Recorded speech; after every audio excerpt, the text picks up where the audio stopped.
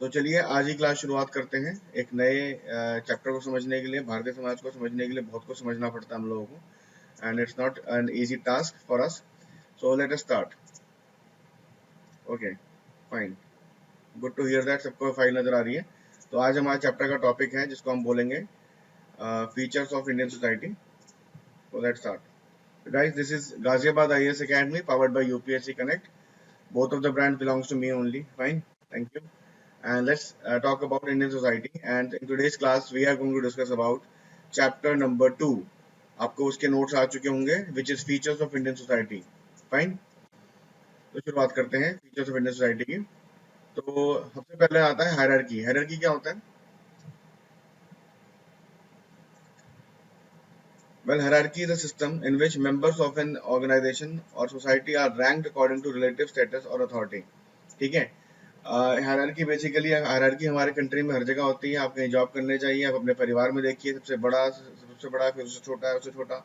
Basically एक पूरा system होता है जो कि सोसाइटी में लोग अपने ऑर्गेनाइजेशन, अपनी रैंक के अकॉर्डिंग जो है सोसाइटी में स्टेटस के अकॉर्डिंग जो है, अथॉरिटी के अकॉर्डिंग जो है लोगों को पुट अप कर दिया जाता है। तो that we call it society. So hierarchy, sorry. So in Indian society, existence of hierarchical structure is in everywhere. हमारे कंट्री के अंदर अगर आप देखोगे, आप किसी भी तरह की सोसाइटी में जाते हो, आप अर्बन सोसाइटी में जाते हो, आप रूरल सोसाइटी में जाते हो, आप किसी स्कूल कॉलेज में जाते हो, आप जहाँ भी जाते हो, आपको जो है ये हायरार्किकल सिस्टम देखने को मिल जाएगा। क्लास सिस्टम, क्लास का कास्ट सिस्टम, सब चीज देखने को मिलेगी। So people have created or ranked it according to its qualities. ठीक है, people have created or ranked it according to its qualities. Although in India, political democracy is prevailed, which imposes right to equality under Article 14.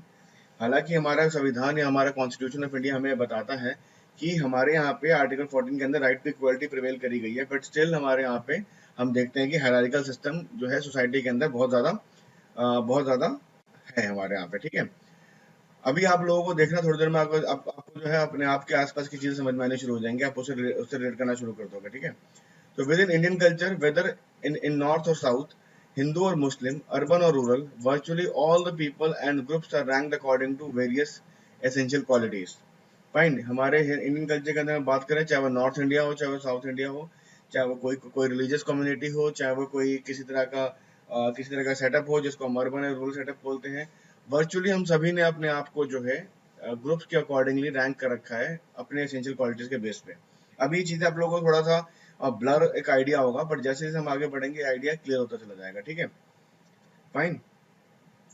Caste and caste-like groups within the most villages or towns, everyone knows that the relative ranking of each locally represented caste. जैसे कि जैसे हम down town में जाते हैं, हम कभी किसी गांव के एरिया की तरफ जाते हैं, तो हमें ये लगता है, हमें पता चलता है कि भाई ये फलानी कम्युनिटी का गांव है, ये फलानी रिलीजन कम्युनिटी का गांव है। तो बेसिकली क्या है, हमें बेसिकली पता चल जाता है कि most of the villages town में जो है लोगों ने रिलेटिव रैंकिंग के हिसाब से जो है अपने आप को रिप्रेजेंट कर रखा है। Castes are primarily associated with the Hinduism, but also exist among the Indian religious groups. ठीक है, castes are primarily जो है हिंदुज्म के साथ ही एसोसिएटेड है, बट अगर देखा जाए इंडिया में जितने भी रिलीजियस ग्रुप है, कहीं ना कहीं वहाँ पे कास्ट सिस्टम एस्टेब्लिश करता है। इन इस्लाम दे इस्लाम में बेसिकली मना किया जाता है कि हमारे यहाँ पे कास्ट सिस्टम नहीं है, बट हम सारे जो है ब्रदर्स अंडर, हम सारे सारे मुस्लिम जो भाई हैं under the ambit of God. But actually observation करी गई हो तो पता चला है कि सोशल हायरार्की वहां पे भी होती है। मतलब इस्लामिक कल्चर में भी जो है हमने देखा है कि जो सोशल हायरार्की है वो प्रेजेंट है। फाइन। अगर हम इंडियन क्रिश्चियंस की बात करते हैं, differences in the caste are acknowledged and maintained. ठीक है, यहाँ पे भी जो है जो कास्ट के डिफरेंसेस है उसको उसको एक्नॉलेज किया जाता है, साथ ही साथ उसको जो है मेंटेन भी किया जाता है। ठीक है। Throughout the India, individuals are also rank according to their wealth. अब दूसरा जो पहला जो क्लासिफिकेशन था, पहले जो हायरार्किकल क्लासिफिकेशन था वो था आपकी कास्ट। अब जो दूसरा जो हमारा हायरार्किकल क्लासिफिकेशन है वो हमने वेल्थ के बेस पे कर रखा है। फॉर एग्जाम्पल, आप सुनते होंगे बड़ा आदमी एंड छोटे आदमी का कॉन्सेप्ट आप लोग लगभग आप सभी के लाइफ में कभी ना कभी आप लोगों ने इस चीज को एड्रेस किया होगा। बड़े लोग जो होंगे वो चेयर से बैठेंगे, वहीं छोटे लोग जो हैं उनके सामने नहीं बैठेंगे, या तो खड़े रहेंगे या फ्लोर में बैठेंगे। हालांकि ये 40-50 साल पुरानी हमारी फ्यूडल प्रथा का पार्ट है, बट स्टिल अभी भी हम कहीं ना कहीं किसी न किसी गांव के एरिया में इस तरह की चीजों को देख पाते हैं। तो with in the families the kingship groupings are there are many distinctions of hierarchy. ठीक है। Men outrank women on the same or similar age and senior relative outrank junior relatives. ठीक है, ठीक है। अब यहाँ पे क्या, अब अगला जो क्लासिफिकेशन आ गया वो जेंडर के बेस पे आ गया। मैन जो है वो आउटरैंक करेंगे वुमेन को। वहीं अगर हम बात करें जो सीनियर जो हमारे रिलेटिव्स होते हैं, हमारी फैमिलीज के अंदर जो सीनियर लोग होते हैं, वो जूनियर जूनियर रिलेटिव्स को जो है आउटरैंक कर देते हैं। Fine. Several other kinship relations involve the formal respects. For example, in northern India, daughter-in-law, बहू जिसे बोलते हैं, of household show differences to the daughter of the household. मतलब बहू और बेटी के अपने difference, ठीक है, ये एक बहुत कॉमन चीज है। इसके ये भी हायरार्किकल बेस पे जो है चीजें बनी हुई हैं। Even among the siblings in the household, there is a constant acknowledgement of the age differences. अगर एक ही घर में, एक ही फैमिली में 3 बच्चे होंगे, तो उनके बीच में भी जो है एक तरह का हायरार्किकल सिस्टम डेवलप्ड होगा। आप सभी लोग अपनी फैमिली से रिलेट करने की कोशिश कीजिए इस चीज में, ठीक है। Younger siblings never address an older sibling by name. जो छोटे भाई बहन होते हैं अपने बड़े भाई बहन को कभी नाम से नहीं पुकारते हैं, भैया दीदी इस तरह का जो है हम लोग जो है हम कह सकते हैं कि ऑल्टरनेटिव एनोटेशंस यूज करते हैं इन टर्म्स ऑफ कॉलिंग देम, ठीक है, like Elder brother and sister. However an older sibling, जो बड़े भाई बहन होंगे हमारे, वो छोटे भाई बहनों को नाम से पुकार सकते हैं, बट इसका वाइस वर्सा जो है जनरली हमारी सोसाइटी में ये नहीं देखा जाता। आप लोग अपनी फैमिली से रिलेट करिए। अगर आप बड़े भाई बहन है तो छोटे को आप लोग जो है नाम से बुलाते होंगे, पर अगर छोटे भाई बहन है, अगर छोटे हैं अपने भाई बहनों में, तो अपने से बड़ों को भैया दीदी या कुछ कुछ अलग तरीके से बुलाते होंगे, उनके नाम से सडनली नहीं बुलाते होंगे। तो this is what we see across the India, ठीक है। तो ये भी हायरार्किकल सिस्टम ही है। अब अगला जो फीचर हमारी हमारी कंट्री में है, हमारी जो सोसाइटी में है, इंडियन फीचर जो है, that is concept of purity and pollution. मतलब अशुद्धता और शुद्धता का कॉन्सेप्ट है, इसके बारे में बात करते हैं, ठीक है। Many status differences in the Indian society are expressed in terms of ritual purity and pollution. अब कई सारे जो है रिचुअल्स होते हैं जिसके थ्रू प्योरिटी एंड पोल्यूशन के पैरामीटर्स हम लोगों ने बना रखे हैं, उसके बारे में बात करते हैं। Like notions of purity and pollution are extremely complex. Notions of purity and pollution are extremely complex and vary greatly among the different castes, ठीक है, religious groups and regions. जो हम लोगों ने प्योरिटी एंड पोल्यूशन के जो हमने concept बना रखे हैं, ये बेसिकली बहुत ज़्यादा जो है अलग अलग कास्ट में, अलग अलग रिलीजियस ग्रुप्स के अंदर, अलग अलग रीजन्स के अंदर जो है वेरी करते हैं। Broadly speaking high status, broadly speaking करें, अगर हम बड़े बड़े बड़े संदर्भ में बात करें तो ये समझ में आता है कि जो हाई स्टेटस के लोग होंगे वो कंसिडर करेंगे जाएंगे प्योर, और जो लो स्टेटस के लोग हैं वो करे जाएंगे इम्प्योर या पोल्यूटेड। अनलेस अब ब्राह्मण्स की बात करते हैं। अब ब्राह्मण्स जो है बेसिकली अपने आप को अलग करेंगे in terms of like extraordinary way में अपने आप को अलग करेंगे, क्योंकि वो हमेशा एक कहावत कही जाती है, एक बात कही जाती है हमारी सोसाइटी में कि एक ब्राह्मण जो होगा वो हमेशा एक स्वीपर से जो है हमेशा ज्यादा शुद्ध होगा, ठीक है। ये एक तरह कॉन्सेप्ट है। तो ये कॉन्सेप्ट ऑफ अभी ये चीज और समझ में आएगी, अगली स्लाइड में बहुत अच्छा कॉन्टेंट है, उस पर बात करेंगे। Other kind of purity are more transitory in nature. अब ब्राह्मणों के अंदर जो है, ब्राह्मणों के अंदर जो प्योरिटी एंड पोल्यूशन का कॉन्सेप्ट है, कैसे है कि एक नहाया हुआ ब्राह्मण जो एक ना नहाया हुआ ब्राह्मण से ज्यादा शुद्ध होगा, ठीक है। तो ये हो गया डिफरेंट कम्युनिटीज के बीच में, ये दोनों, ये पॉइंट हो गया, ये पॉइंट हो गया विद इन द ब्राह्मण। तो इसी बेस पे आगे बात करते हैं। Purity is also associated with the ritual of cleanliness, daily bathing in flowing water, dressing in मतलब सिंपल सी बात है भैया, बहते हुए पानी में नहाओ, अपने आप को मेंटेन करो, ठीक है। प्रॉपर कपड़े पहनो जो कि लॉन्डर्ड हो, अप्रूव मटेरियल के, खाली वही चीजें खाओ जो कि एक कास्ट को खाना चाहिए। फिजिकल कांटेक्ट दूसरे से बना के मतलब फिजिकल जो डिस्टेंस है वो फिजिकल कांटेक्ट बनाने से दूरी बनाओ, एंड बेसिकली लोअर रैंक के अनदर लोगों से, ठीक है, by avoiding involvement in impure substances, ठीक है। ओके चाहत, फाइन, ठीक है Chahat, I am trying to speak loudly, actually I have a toothache today, तो I am trying to speak slowly. Fine, no problem, I will try, ठीक है। वही when we talk about the women during the menstrual period, अब देखो simple सी बात है, हमारे कंट्री में एक बहुत बड़ा टैबू है, ठीक है। टैबू ये है कि अगर हम बात करें कि लेट्स से कि एक मेंसेस साइकिल की बात करते हैं किसी किसी गर्ल की, तो बेसिकली कि मेंसेस साइकिल की अगर हम बात करते हैं, तो बेसिकली अगर हम उस हमारे कंट्री में एक नोशन है कि जब मेंसेस कोई लड़की किसी मेंसेस साइकिल से निकल रही होती है, तो उसे इनइम्प्योर समझा जाता है, इम्प्योर समझा जाता है।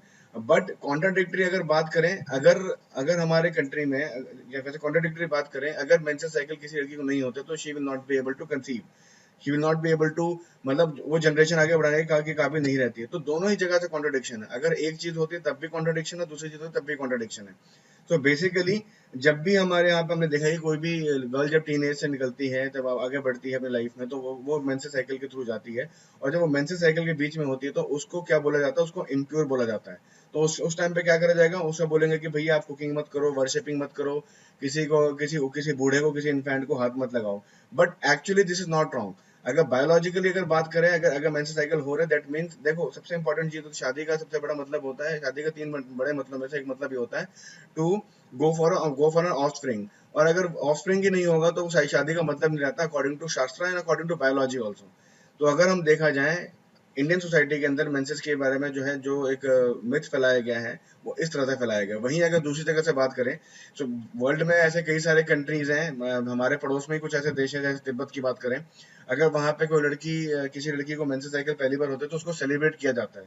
और सेलिब्रेट क्यों किया जाता है? सेलिब्रेट इस नाम पे किया जाता है कि भैया this is the mark of fertility. Fine. तो ये एक चीज है। In the some part of the country women during this time spend, अच्छा, जब लोग कई कई पार्ट ऑफ कंट्री में हमने ये चीज भी देखी है, जब लड़की किसी, जब कोई लेडी अपने इन साइकिलों से निकल रही होती है तो उसको जो है घर से बाहर निकाल के एक आइसोलेटेड रूम या शेड में रख दिया जाता है। Fine. So this is the irony, this is the paradox of our society. उसी टाइम पे अगर किसी मुस्लिम वुमेन की बात करें तो उनको कुरान टच करने की इजाजत नहीं होती है। जब जब उनके पीरियड्स खत्म हो जाते हैं, मेंसेस खत्म हो जाते हैं, देन एट दैट टाइम उनकी जो पायस्टी, उनकी जो प्योरिटी है उसको रिस्टोर किया जाता है by with a complete bath. So basically this point is self contradictory according to me. Fine. Members of the highest priestly caste, the Brahmans are generally vegetarians, ठीक है। जो अब हाईली प्रीस्टली कास्ट है उनके जो मेंबर्स होते हैं बेसिकली जनरली वेजिटेरियंस होते हैं, except the Bengali and the Maharashtrian Brahmans. Fine. Rest of them they avoid meeting eat, because उनको लगता है कि जो नॉन वेजिटेरियन प्रोडक्ट्स होता है that is a product of violence and death. So in the sharp contrast to the purity of Brahman, sweeper born to a sweeper parent considered to be born inherently polluted.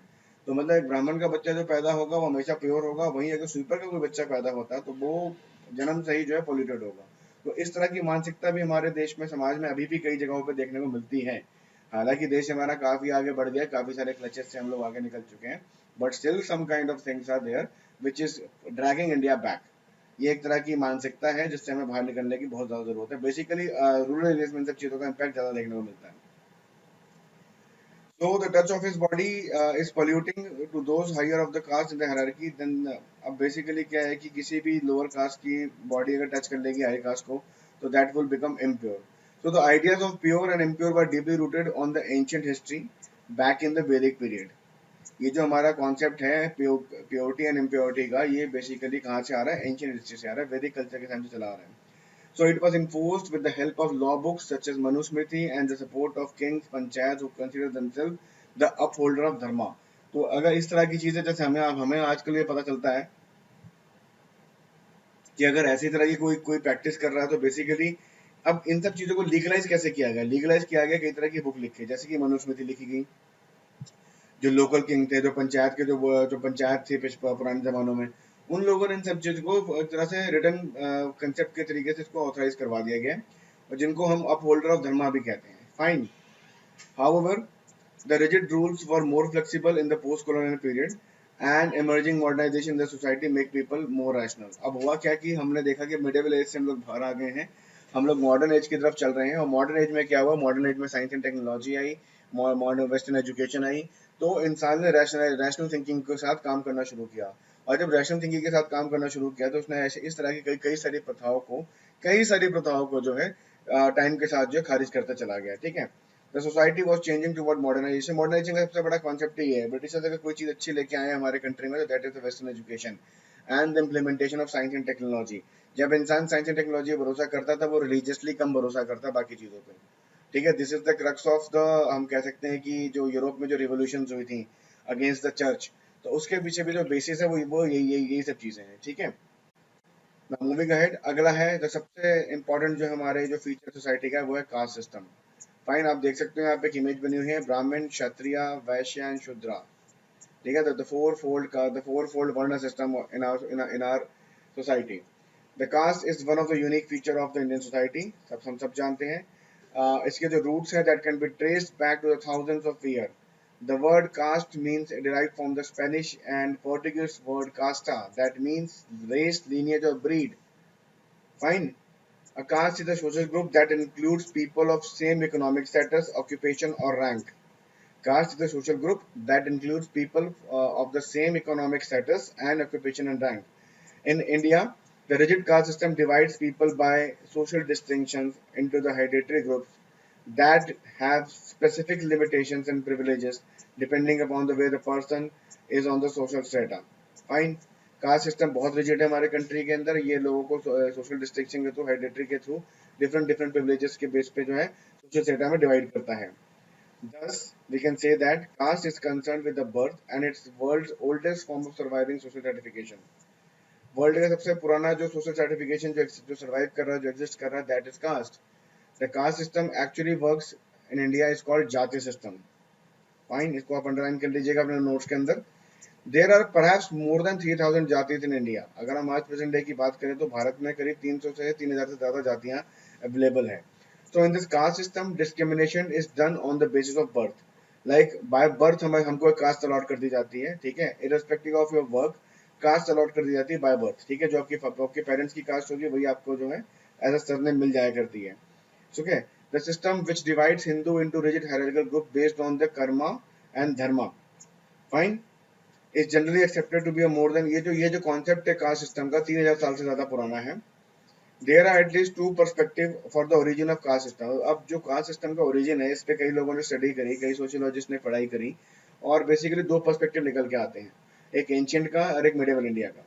ठीक है, और basically दोनों जो which which focus either on the ideological factors या तो socio economic factors की बात करेंगे। तो पहला जो स्कूल जो है जिन्होंने जिन्होंने रिसर्च करी, वो ये बात करते हैं कि वो बात करते हैं आइडियोलॉजिकल फैक्टर्स के बारे में। ठीक है, which are claimed to drive the caste system and hold the caste is the rooted in the four वर्ण। वो बोलते हैं कि भैया कास्ट सिस्टम जो है वो उसके जो जेनेसिस है हमारे फोर फोल्ड वर्ण सिस्टम के अंदर है।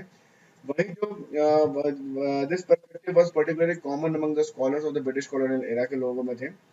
अब दूसरा स्कूल जो this justify the theory of primary by citing the ancient law book Manusmriti. And guys please आप लोग अपने एनोटेशंस मत करें।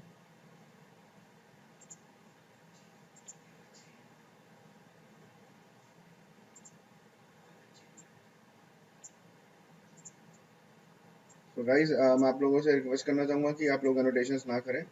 आज हम लोगों के साथ हैं शिवानी जी हैं, हर्षदा जी हैं, प्रदीप त्यागी जी हैं, प्रतीक्षा, चाहत राजपूत, मोनिका शर्मा जी, साक्षी चौधरी जी, मृत्युंजय भारद्वाज, अभिनव एंड दीपक जलाल जी एंड मनोमनीष राजोरा जी हैं। ठीक है, सैटरडे है, बच्चे इसलिए कम आए हैं, कोई बात नहीं, फाइन। अब जो सेकंड स्कूल ऑफ थॉट है, सेकंड स्कूल ऑफ थॉट क्या बात करता है, that focuses on the socio economic factors. ठीक है, and claims that those factors drive by the caste system.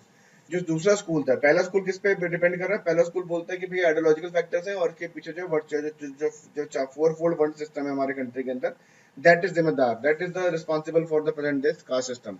But जो दूसरा स्कूल है वो फोकस करता है सोशियो इकोनॉमिक फैक्टर्स पे एंड क्लेम करता है, अभी अब ये क्या बोलता है, it believes that the caste to be rooted in the economic, political and material history of India. ठीक है, ये बोलता है कास्ट सिस्टम का जो रूट है वो बेसिकली भारत की आर्थिक, भारत की राजनीतिक तथा मटेरियल हिस्ट्री में इसका जो है जेनेसिस जेनेसिस है। This school describe the caste system as an ever evolving social reality. ये स्कूल बोलता है कास्ट सिस्टम एक जो है एवर इवॉल्विंग रियलिटी है that can be only properly understood by the study of the historical evidences of actual practice and examination verifiable circumstances. ठीक है, the same thing. This school has focused on the historical evidence from ancient and medieval society in India. So during the Muslim rule between the 12th century to 18th century and the policies of the colonial British rule from 18th century to 20th century. Fine guys, एक minute दीजिए, अब मेरे को यहाँ पे किसी ने annotation कर दिया, मुझे वो हटाना पड़ेगा। Annotations, clear all drawings. So out of these two schools, the first school, the theory is more proclaimed, which afford the, मतलब देखो, जो दो स्कूलों की बात करेंगे, दोनों में से जो ज्यादा जो थ्योरी जिसकी बात मानी जाती है, वो फर्स्ट स्कूल है, that is the ideological factors वाला, जो कि वर्ण सिस्टम के बारे में बात करता है. ठीक है. Widely regarded to be the most important and authoritative book of Hindu law, dating back at least 1000 years before the Christ was born. Basically, क्यों पहली थ्योरी को ज्यादा अफोर्ड माना जाता है? Because it was written in Manusmriti, and Manusmriti एक ऐसी book है जो कि हम कह सकते हैं कि क्राइस्ट के बॉर्न होने से करीब 1000 साल पहले लिखी गई थी. ठीक है. The caste system divides Hindu into four categories, that is ब्राह्मण, क्षत्रिय, वैश्य एंड शूद्रास.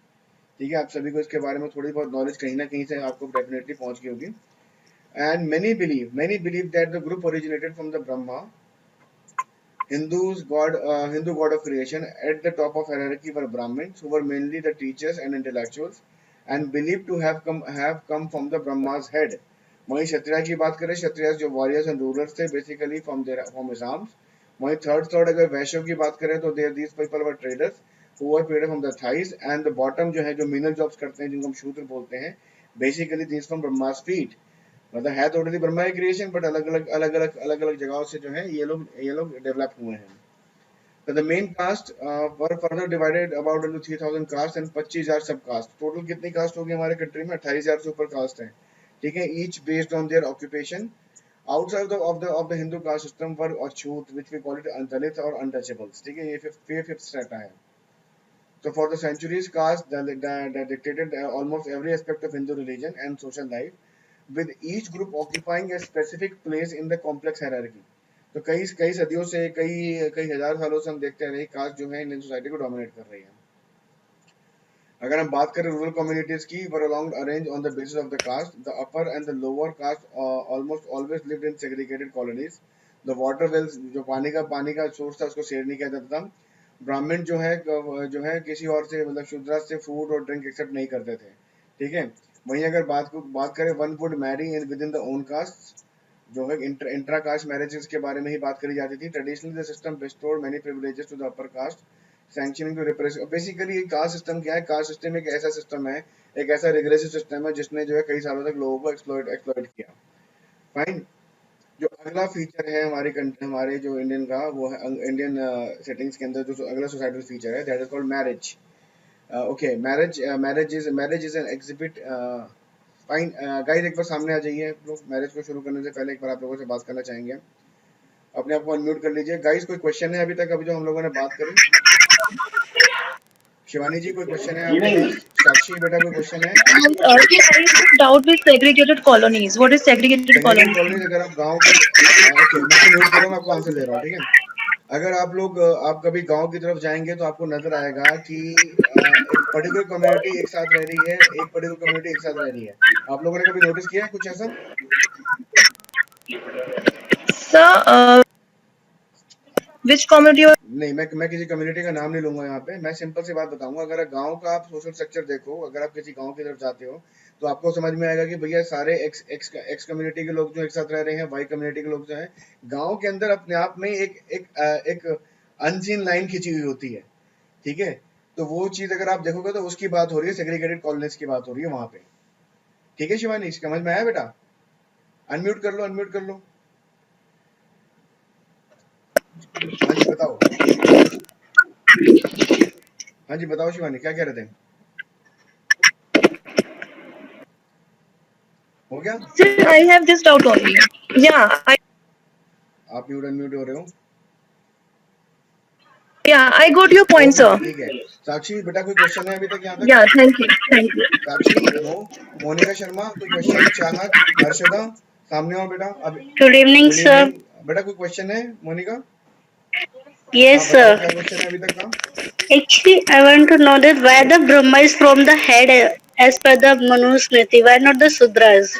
बेटा, ये तो जो जिसने जिस टाइम पे लिखी थी वो उस टाइम की बात है, और वही चीज कंटिन्यू होते आ रही है. बट हमारे कॉन्स्टिट्यूशन ने, जब कॉन्स्टिट्यूशन एग्जिस्टेंस में आया, तो काफी इन सब चीजों को हटाने की कोशिश करी, और काफी हद तक हट गई है, बट अभी भी सोसाइटी में है.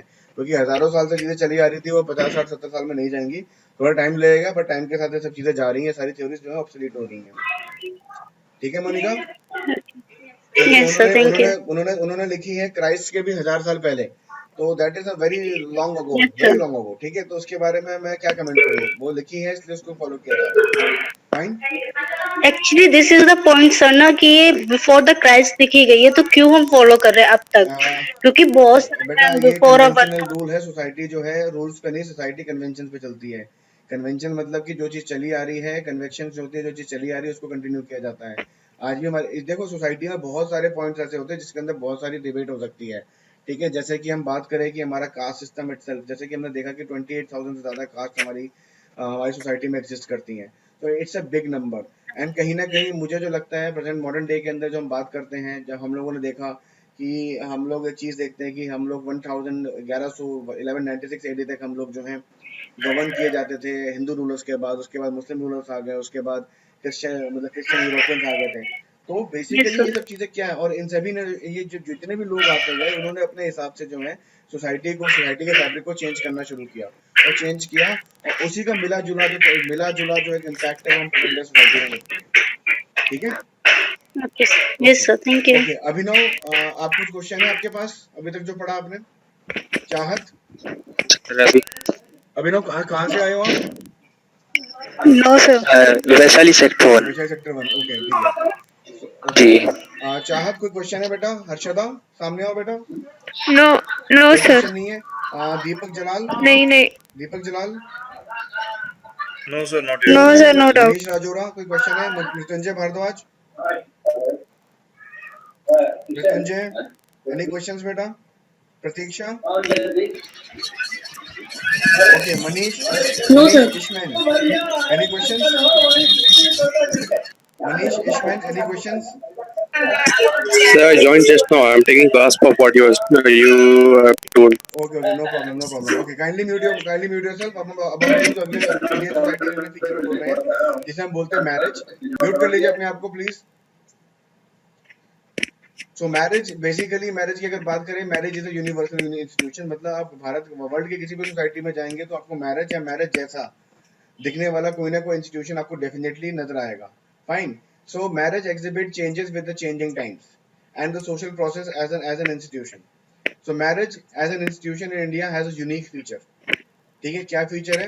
The Hindu religion, it's a spiritual samsara. samsara means संस्कारा, संस्कार पढ़ते हैं इसको क्योंकि इस पे हम डैश नहीं लगा सकते जो कि हमारे इंग्लिश कीबोर्ड में होता नहीं है। Fine. Having 3 basic objectives, 3 basic objective होते हैं किसी भी शादी के, धर्मा, रति एंड प्रजा। धर्मा का मतलब होता है फुलफिलमेंट ऑफ रिलीजियस ड्यूटी। तो हम शादी करते हुए जो हम मंत्रों का उच्चारण करते हैं, जो पूजा करते हैं, that is called Dharma. Second होता है दैट इज सेक्सुअल ग्रेटिफिकेशन, जिसको हम बोलते हैं रति। Fine, sexual gratification of the couple. And finally होता है प्रजा, क्योंकि सेक्सुअल ग्रेटिफिकेशन होगा तो it will lead to the procreation and reproduction. Fine. तो ये 3 बेसिक वो होते हैं जो 3 बेसिक स्पिरिचुअल 3 बेसिक ऑब्जेक्टिव्स होते हैं हिंदू मैरिज सिस्टम के अंदर। फाइन, आगे चलते हैं। अब हम देखेंगे कितनी तरह की शादियां अवेलेबल होती हैं हमारे कंट्री के अंदर, या कितनी तरह की Manish, yes you want to ask something? Manish? No, sir, I was saying all clear Okay, from my fine, side. fine. Okay. So now we'll talk about the forms of marriages. So the different kind of marriages can take place. अभी इन सबको हम define भी करेंगे, that is polygyny, polyandry and monogamy. Fine, ये 3 तरह की marriages जो हैं इंडिया के अंदर, बेसिकली इंडियन सोसाइटी के अंदर, हिंदुज्म के अंदर बेसिकली देखने को मिलती हैं। अब ये जो है ये फर्दर क्लासिफाइड है into sororal polygyny, non sororal polygyny, fraternal polyandry, non fraternal polyandry, serial monogamy and straight monogamy. तो आइए आगे चलते हैं and let's talk about these things also, ठीक है। So let's talk about the polygyny first. Polygyny क्या होती है? It's a form of marriage in which one man marries more than a woman at a time, at a given time. Polygyny is more popular than polyandry. ठीक है, मतलब जहाँ पे एक आदमी जो है एक लेडी से ज्यादा लड़कियों से शादी करते हैं, ठीक है, at a time, at a given time. तो ये कई तरह की होती है पॉलीजनी। इसमें sororal polygyny, it is a type of marriage in which the wives are invariably sisters. It is often called as sororates. The Latin word soror मतलब sister. मतलब यहाँ पे क्या होगा कि एक आदमी की शादी हुई है 2 सिस्टर्स से, दैट इज कॉल्ड एज सोरोरल पॉलीजनी। वही नॉन सोरोरल में क्या होगा कि एक आदमी की 2 शादियां हैं, पर वो दोनों जो वाइफ्स है उसकी दोनों वाइफ जो है आपस में सिस्टर्स नहीं है। अभी क्यों होती थी? For social, economic, political and other reason the both type of marriages practices. ये बहुत पहले हुआ करती थी, अब तो खैर नहीं है, अब तो हमारा लॉ ही चेंज हो चुका है। फिर आता है polyandry. It's a type of marriage where one woman marry more than one man and it is less common. Fine. इसमें भी कई तरह की होती है, जैसे fraternal polyandry, non-fraternal polyandry. तो fraternal polyandry क्या होगा कि एक woman है, इसके दो husband है, दोनों भाई हैं आपस में. Fine. वही अगर नॉन fraternal polyandry की बात करें कि एक woman है, उसके दो husband हैं, पर दोनों भाई नहीं है. अब ये इस तरह की शादी आप लोगों को देख, कोई एग्जांपल है आप लोगों के दिमाग में? मनीष, दीपक जलाल, प्रतीक्षा, शिवानी. सर ये Sir, ये Draupadi. अपना होता है Yes, sir, Draupadi exactly, for Draupadi. Example. Draupadi was Same thing. Draupadi Draupadi. was notional. अगर हम लोग एक बात करते हैं, एक नॉर्थ ईस्ट में तिब्बत में एक ट्राइब है जो कि नॉन फेटर्नल पॉलीएंड्री को आज भी टेकअप करती है. वहीं अगर मैं बात करूं, इंडिया में कुछ स्टेट्स ऐसे हैं जो कि जहां पे सेक्स रेशियो बहुत बहुत बैलेंस नहीं है, तो वहां पर लड़कियों की कमी होने की वजह से कई जगहों पे फेटर्नल पॉलीएंड्री जैसी चीजें प्रैक्टिस होती हुई दिखी हैं कुछ सालों पहले तक. फाइन. स्टेट का नाम है हरियाणा एंड राजस्थान के अंदर हम लोगों ने इस तरह की चीजें देखी हैं. काफी केसेस भी आए थे, अगर आप लोगों को 4-5 साल पहले का याद हो, कि basically bride purchasing from Kerala and Jharkhand and Chhattisgarh and basically male members for sharing wife.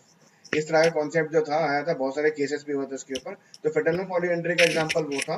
And non fraternal polyandry का कॉन्सेप्ट होता है, बेसिकली इसको बोलते हैं नॉर्थ ईस्ट में तिब्बत में एक ट्राइब है, मुझे ट्राइब का नाम याद नहीं आ रहा है फॉर अ टाइम बिंग.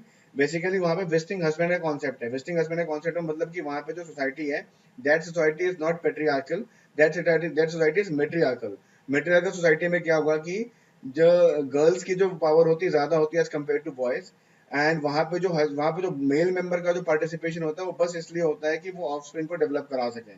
ठीक है. अदरवाइज और कोई ना इकोनॉमी में ना पॉलिटी में कोई रोल नहीं होता. हालांकि ग्लोबली अगर सोसाइटी की बात करें, हम ग्लोबली पूरी सोसाइटी की बात करें, तो हमें एक चीज समझ में आती है. हमें ये समझ में आती है कि 99.9% जो सोसाइटीज इंडिया में वर्ल्ड में है, दैट इज पेट्रियार्कल. ये कोई 0.1 या 0.2% ऐसी सोसाइटीज हैं पूरे वर्ल्ड में जो कि मेट्रियार्कल सोसाइटी को फॉलो करती है. उसमें से एक है आपका तिब्बत की ट्राइब्स हैं, वो इस तरह की चीजों को परफॉर्म करती हैं. ठीक है. फिर आता है monogamy. In this format, one man marries one woman, and this is the most common and acceptable format. ठीक है. ये बेसिकली एक 1:1 का रेशियो है जो कि इंडिया में बहुत कॉमन है, आपको पता ही है. सीरियल मोनोगमी में क्या होगा कि in the many societies like individual like permitted to marry again often on the death of the first spouse और after divorce, but they can not have more than one spouse at a one time. Fine. इसमें क्या है, serial monogamy के अंदर क्या है कि in case अगर किसी कपल का कोई स्पाउस की डेथ हो जाती है, तो इन दैट सिचुएशन ही और she is allowed to get married again. अगर उनके बीच में डिवोर्स हुआ था तब then also they but at a time they can marry only one. मतलब एट अ टाइम 2 या 3 का कॉन्सेप्ट नहीं है, एट अ टाइम 1. तो इंडिया में बेसिकली यही प्रिवेल्ड है सबसे ज्यादा. और दूसरा जो है स्टेट मोनोगमी, इसके अंदर जो है कोई भी जो है रीमैरिज अलाउड ही नहीं होती है इन एनी केस. ठीक है. तो हम लोग 3 कॉन्सेप्ट पढ़े, तीनों कॉन्सेप्ट एक बार रिवाइज करते हैं क्योंकि थोड़ा सा ये टेक्निकल है. सबसे पहले देखेंगे टाइप्स ऑफ मैरिजेस क्या है, फॉर्म्स ऑफ मैरिजेस क्या क्या है. पॉलीजेनी, पॉलीएंड्री एंड मोनोगमी. फाइन. तो इसमें जो है पॉलीजेनी में क्या होता है, पॉलीजेनी में क्या होता है, one man marries multiple women. कोई एग्जांपल है? हाँ जी, सामने आइए, अनम्यूट कीजिए, अब थोड़ा डिस्कशन करते हैं. अभिनव, कोई एग्जांपल है इसका? मोनिका, मनीष, शिवानी. हाँ. Hello. Yes, sir, I have one question. These are legal. No, these are not legal. These It used to be. marriages. It used to be. Right now, Yes, sir. Hindu marriage act के अंदर In the Hindu past. Marriage act के अंदर ये चीज legal नहीं है, but multiple wife का concept आज भी इस्लाम में है. सर ये But it's so पहले Udit होता था Narayan. बहुत. Udit Narayan, sir. Udit Narayan had a case. had a case. Similar Yes, kind. अगर देखो, म्यूट कर लीजिए. शिवानी अपना म्यूट कर लो, पीछे से बहुत शोर आ रहा है आपके पीछे. अब मैं बताता हूँ. देखो, पॉलीजिनी का जो कॉन्सेप्ट है, लाइक दशरथ, राजा दशरथ. Yes, clear. sir. उसके बाद पॉलीजिनी का जो केस है, सपोज करो हम लोग धर्मेंद्र एंड हेमा मालिनी का केस सुनते हैं, धर्मेंद्र हेमा मालिनी का. तो was it a case of पॉलीजिनी, क्योंकि उस टाइम पे हिंदू मैरिज एक्ट इम्प्लीमेंट हो चुका था कंट्री के अंदर. तो कैसे हुआ? हिंदू मैरिज एक्ट क्या कहता है कि you can not have two spouses, two marriage, you can not have two marriages. उसके लिए या तो आपको डिवोर्स देना पड़ेगा. तो धर्मेंद्र ने तो डिवोर्स नहीं दिया अपनी फर्स्ट वाइफ को, then how come he married to the another women. कानून तो सबके लिए. Sir, हाँ जी. he converted to Islam He so converted that to Islam. Correct. He converted to Islam. That's how he managed to have two wives at a time. Clear, guys? जो solar Yes, sir. पॉलीजेनी होगी, पॉलीजेनी में basically क्या होगा, अगर एक आदमी की 2 या 3 वाइफ्स है तो वो सोलर के अंदर तीनों जो होंगी सिस्टर्स होंगी। वही नॉन सोलर पॉलीजेनी इसका ऑपोजिट होगा, 2 या 3 वाइफ्स अगर होंगी तो वो सिस्टर्स नहीं होंगी आपस में। आगे चलते हैं पॉलीएंड्री में। पॉलीएंड्री में क्या होता है कि it's type of marriage where one woman marry more than one man. So polygyny One polygyny का man. पॉलीजेनी का ओके ओके अब ठीक है। पॉलीजेनी का एक और एग्जांपल है इस्लामिक कल्चर्स, यहाँ पे हमें तीन शादियों का हम देखते हैं कॉन्सेप्ट है।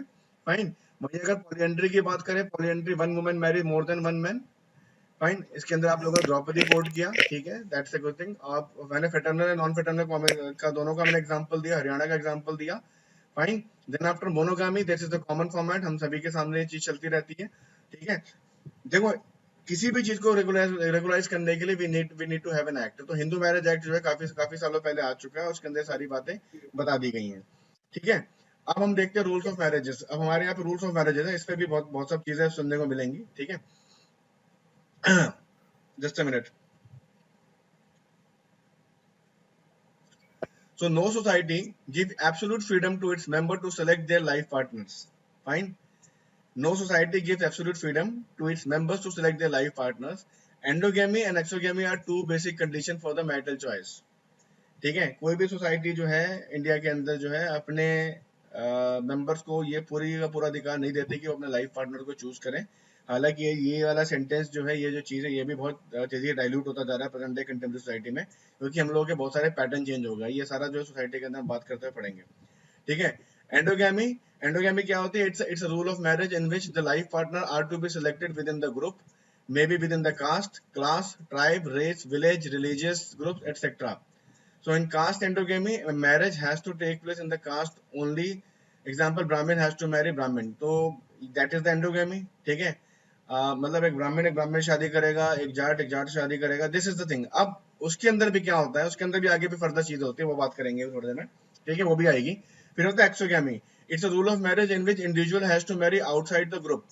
It prohibits marriage with in the group, this is so called the blood relation. अब क्या होगा कि जैसे कि हम जाट कम्युनिटी को देखते हैं, तो बेसिकली दे बिलीव इन खाप पंचायत, खाप के अंदर दे बिलीव इन दिस गोत्र सिस्टम। गोत्र सिस्टम में क्या है? गोत्र सिस्टम के अंदर दे हैव डिफाइंड कि भैया ये कास्ट इससे शादी नहीं करेगी because they are brothers and sister by long term relations. Fine. Khap panchayat का काफी इशू भी हुआ था पीछे, 10 साल पहले बहुत इश्यूज हुए थे, कई सारे ऑनर किलिंग भी हुई थी। तो basically this is called exogamy, ठीक है। अब एक्सोगैमी के फॉर्मेट है गोत्रा एक्सोगैमी एंड परिवार एक्सोगैमी, बहुत बड़ा जाएगा, village exogamy, pinda exogamy, isogamy, anisogamy, hypergamy and hypogamy, ठीक है। इन सभी चीजों को आपके नोट्स में बहुत अच्छे से मेंशन किया गया है, इसको पढ़ लीजिएगा, बाकी मैं तो पढ़ा ही रहा हूँ यहाँ पे। So among the Hindus the prevailing practice is to marry outside the gotra. People of the same gotra believed to have similar blood, so their intermarriage is prohibited. देख आप panchayat is the best example of it, ठीक है। परिवार के अंदर क्या, marriage between the person belonging to same parivar is also forbidden among the Hindus, especially in the Brahmins. परिवार is a kind of religious और स्पिरिचुअल बॉन्ड। क्या है परिवार? क्या है परिवार? एक रिलीजियस स्पिरिचुअल बॉन्ड है जिसके अंदर जो है आपस में शादियां जो है प्रोहिबिटेड है। People who utter the name of the common saint at a religious function are believe to, मतलब सिंपल सी बात है, 2-3 ब्राह्मण फैमिलीज है, इन सबके जो गुरु हैं वो एक है, वो सारे एक ही गुरु का नाम लेते हैं, तो आपस में वो भाई बहन हो जाएंगे, तो इसलिए परिवार एक्सोगैमी इज देयर। गोत्रा एक्सोगैमी की बेस्ट एग्जांपल हमारे पास जाट कम्युनिटी है। फाइन। आगे चलते हैं। विलेज एक्सोगैमी का मतलब क्या होता है कि among many Indian tribes there is a practice to marry outside the village. Fine. This restriction is prevalent in the Mundas tribe and the other Chota Nagpur and Madhya Pradesh. The Nagas tribe of Assam is divided into khels. Khel is the name given to the resident. देखो यार simple सी बात है, village exogamy का मतलब है कि अगर एक गांव है तो इस गांव के अंदर जो है इंटर विलेज शादी नहीं होगी। अगर यहाँ पे कोई लड़की है तो उसकी शादी होगी वो दूसरे गांव में ही होगी, ठीक है। This is called village exogamy. Pinda exogamy मतलब पिंड मतलब group of villages is called pind in Punjab basically, ठीक है। So in Hindu marriage system with in the pinda is prohibited. Pinda means common parentage, ठीक है। कॉमन पेरेंटेज कैसे है कि देखो जैसे कि कई सारे जो लोगों ने, कई सारे जो है आज से 5 जनरेशन पहले 5-6 लोगों ने मिलके एक गांव बनाया, फिर इनकी फैमिलीज बड़ी होती गई और उनका जो दायरा है रहने का बढ़ता चला गया। प्रेजेंट डे में वो क्या है, कई सारे गांव हैं बट उन सबका जो पेरेंटेज है वो एक है, उनका जो पेरेंटेज लीनिएज है वो एक है, तो उसके अंदर जो शादी नहीं होगा। So according to Brahaspati, offspring from the 5 maternal generations and 7 paternal generations, Pinda they cannot intermarry. तो क्या बोल रहे हैं, मतलब मदर की साइड से 5 जनरेशन कॉमन, 5 जनरेशन तक कोई भी कास्ट होगी उसके अंदर, एंड फादर की तरफ से 7 जनरेशन तक they can not intermarry. तो अगर इसी तरह से ये चीज चलती रही तो मोर और लेस टाइम बहुत जल्दी आएगा कि लोग शादी नहीं कर पाएंगे आपस में, बिकॉज आप अगर आप इसे कैलकुलेट करोगे तो आपको चीज समझ में आएगी, ठीक है। Then we have isogamy, marriage between two equals, basically status की बात हो रही है। Anisogamy, symmetric marriage, alliance between the two individuals. Hypergamy, it is the marriage of a woman with a man of higher varna or superior caste. Hypergamy. वहीं hypergamy इसका उल्टा होता है, high caste man with low caste woman. Fine. इस तरह की marriages हैं, इन सभी ये जो है सारी एक्सोगेमीज के सारे रूल हैं ये। फाइन। अब हम देखते हैं, अब आप लोग सामने आइए, मुझे आपसे कुछ बात करनी है सभी से।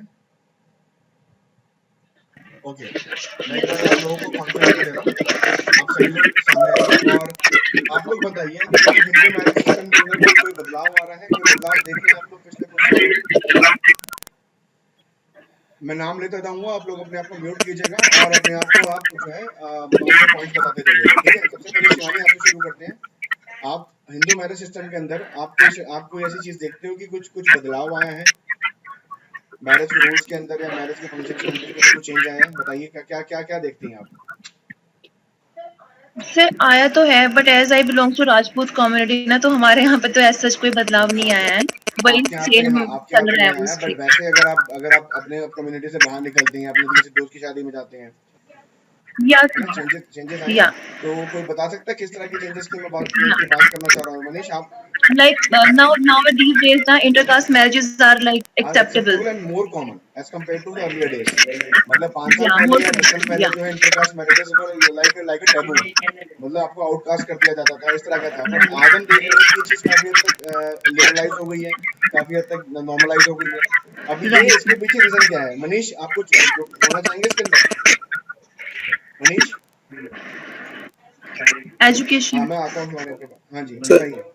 sir, preference of people from working class girl, because most of the guys trend change हुआ सॉफ्टवेयर के आने से। सॉफ्टवेयर इंडस्ट्री में जनरली लोग चाहते हैं कि सेम प्रोफेशन में मैरिज कर ले, तो वहाँ लोग बहुत चीजों को कॉम्प्रोमाइज कर देते हैं, इसके वजह से होता है। कहाँ से बात कर रहे हैं हमसे आप? सर जमशेदपुर से। Okay, great. Tata Nagar, it's a nice place. Yes sir. Fine, अच्छा एग्जांपल था आपका। प्रदीप, सामने आ बेटा। प्रदीप त्यागी।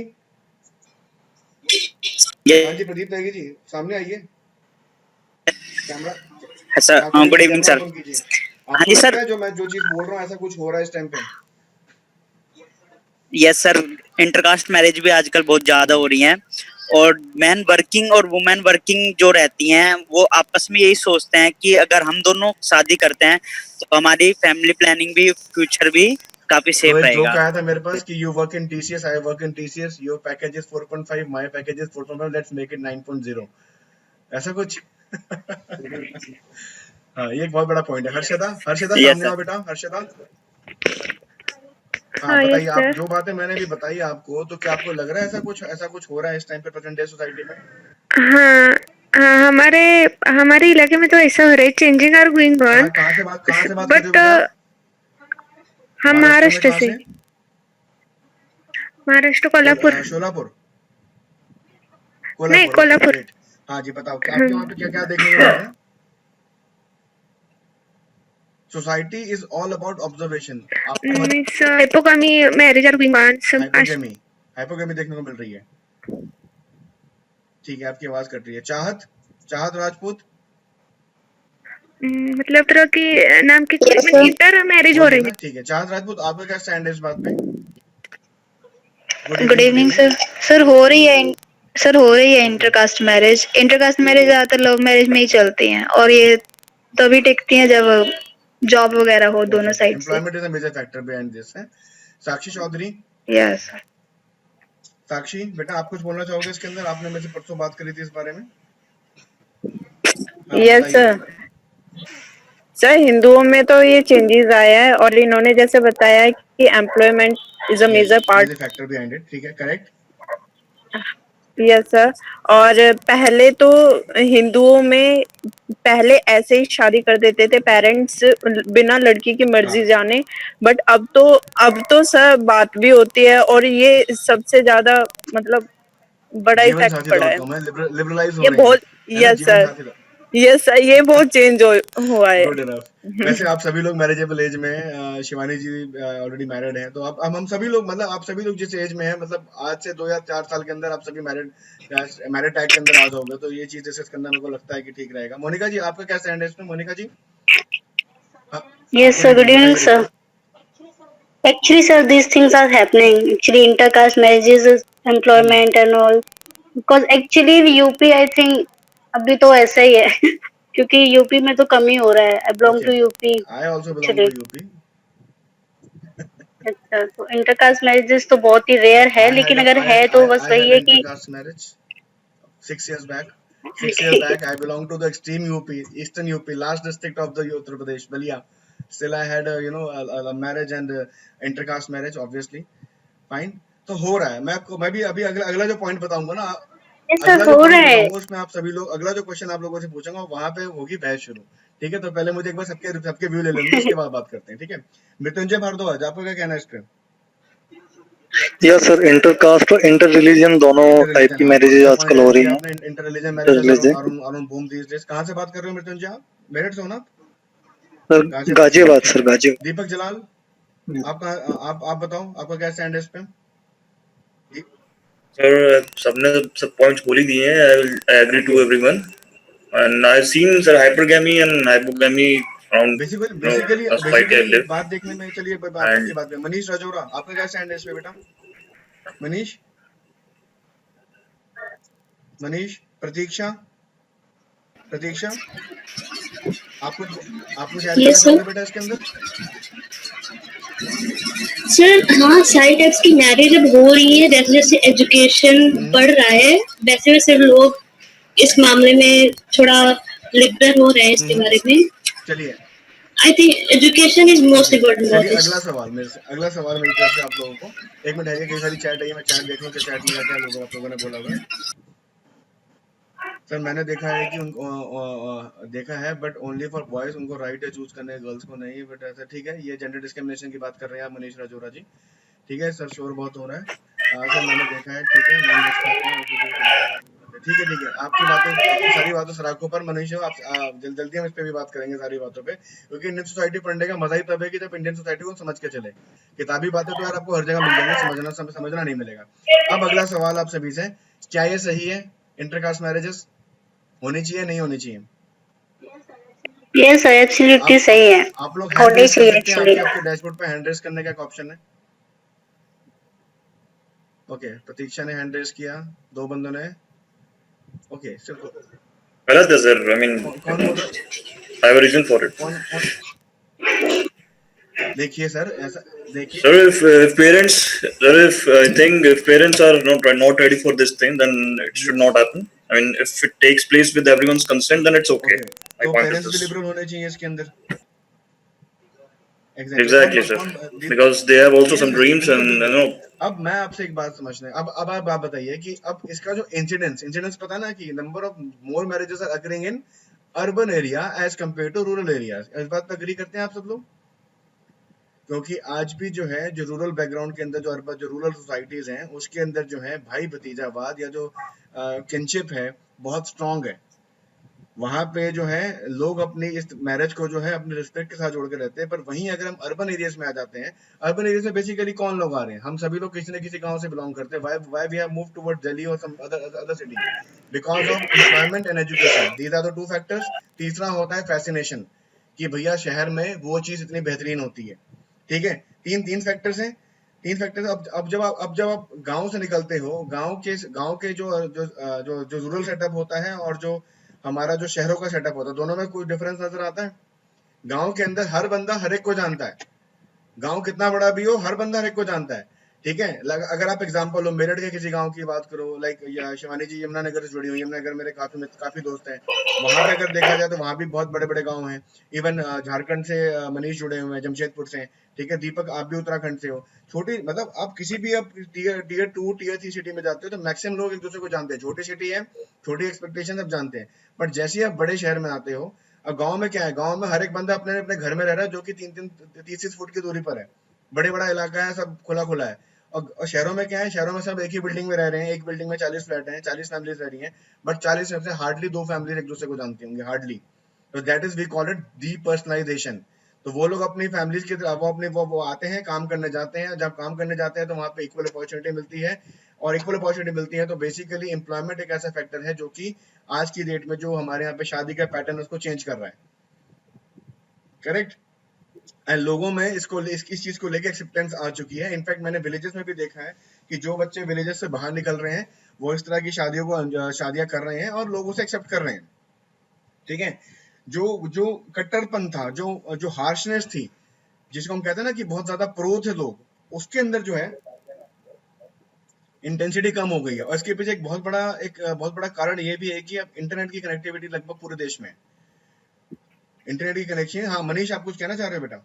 आपने हैंड रेज किया है, Manish. Sir hands down down किया था, किया कुछ कहना सर। चाहते हो? नहीं सर, आपने वो तो ऊपर डिस्कस कर ही दिया। आप बोले था ना कि कुछ क्वेश्चन पूछूंगा तो हाँ जी, इसलिए मैं रिजल्ट उसी किया। की बात कर रहा हूँ। तो देखो इंटरनेट की कनेक्टिविटी भी बहुत बड़ी बात है। इंटरनेट कनेक्टिविटी से क्या मतलब है? इंटरनेट कनेक्टिविटी से मतलब ये नहीं कि बॉलीवुड पहुंच रहा है गाँव गाँव ना।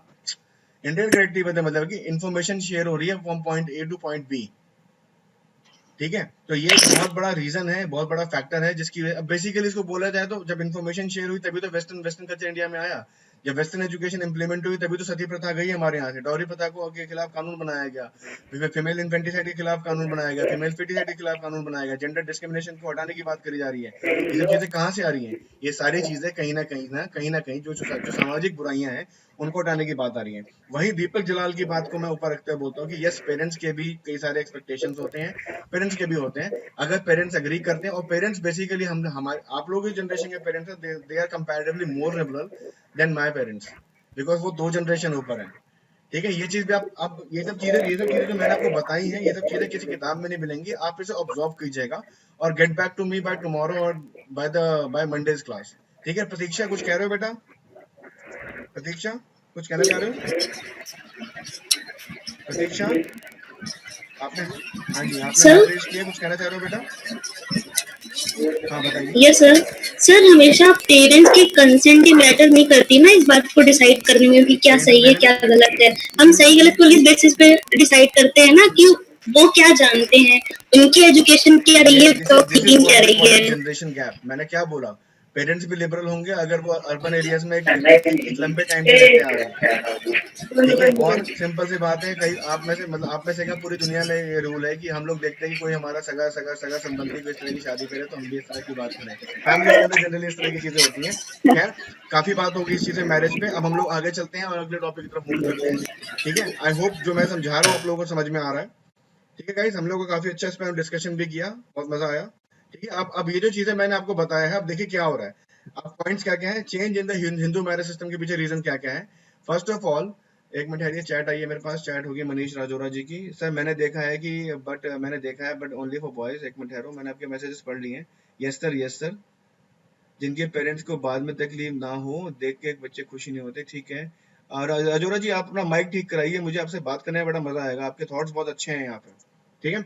आप कोशिश कीजिए कि आपका माइक जल्दी ठीक हो जाए, ठीक है। Change in the Hindu marriage system के पीछे रीजन क्या है? कंजर्वेटिव माइंडसेट जो है लिबरल माइंडसेट में चेंज हो रहा है। लिबरल माइंडसेट का मतलब क्या होता है, कोई बताएगा? Sir open to differences. Open to the change, open to the change, differences differences difference, yes.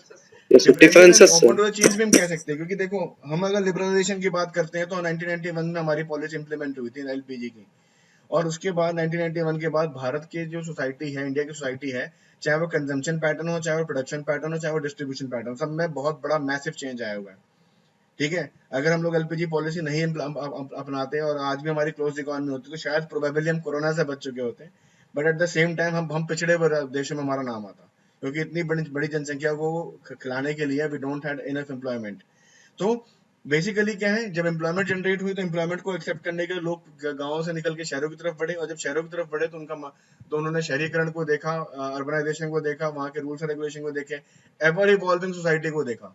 तो बेसिकली मैं कहूंगा we are in transition phase. हम एक फ्यूडल माइंडसेट से निकल के हम आगे की तरफ बढ़ रहे हैं, हम वेस्टर्नाइजेशन की तरफ बढ़ रहे हैं। हम देख सकते हैं हमारे खाने पीने का पैटर्न चेंज हो गया है, हमारा रहने का पैटर्न चेंज हो गया है, हमारा टीवी देखने का पैटर्न चेंज हो गया है।